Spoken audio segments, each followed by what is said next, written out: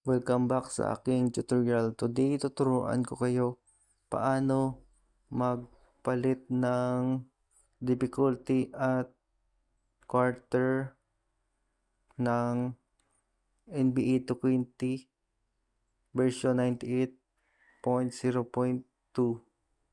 Una muna, hanapin natin NBA 2K20. Search lang at buksan. Sa tagal-tagal ko nang naglalaro ng NBA 2K20, siguro mga 5 years na. May ilang beses na rin ako nag-champion.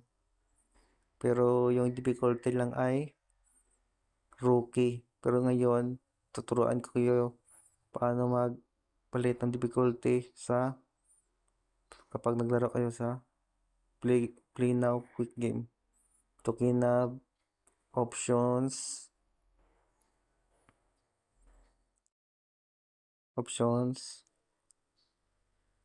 game settings, difficulty ngayon. All star na yung settings ng difficulty ko.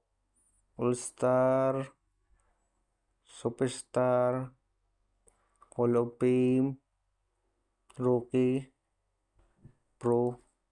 Lagay natin sa superstar at saka yung quarter palitan natin.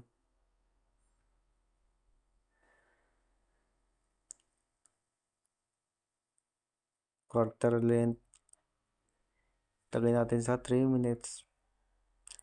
Click back, tapos punta tayo sa play now quick game. Hanap tayo ng team na gagamitin natin. Yung team natin yung sa home, yun ang team natin.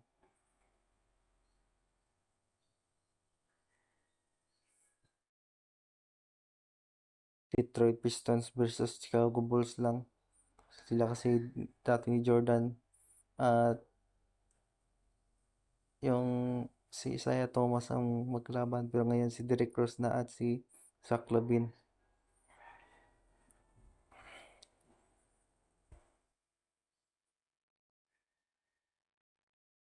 Chicago Bulls versus Detroit Pistons.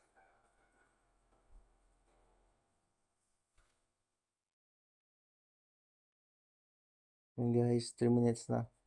Don't forget to like and subscribe and hit the notification bell para lagi kayong updated sa aking videos about tutorial, vlog, and unboxing. Sana mamonetize ako. Hindi ako susuko sa pangarap ko na magkasahod dito sa YouTube. Sige guys. Have a good day.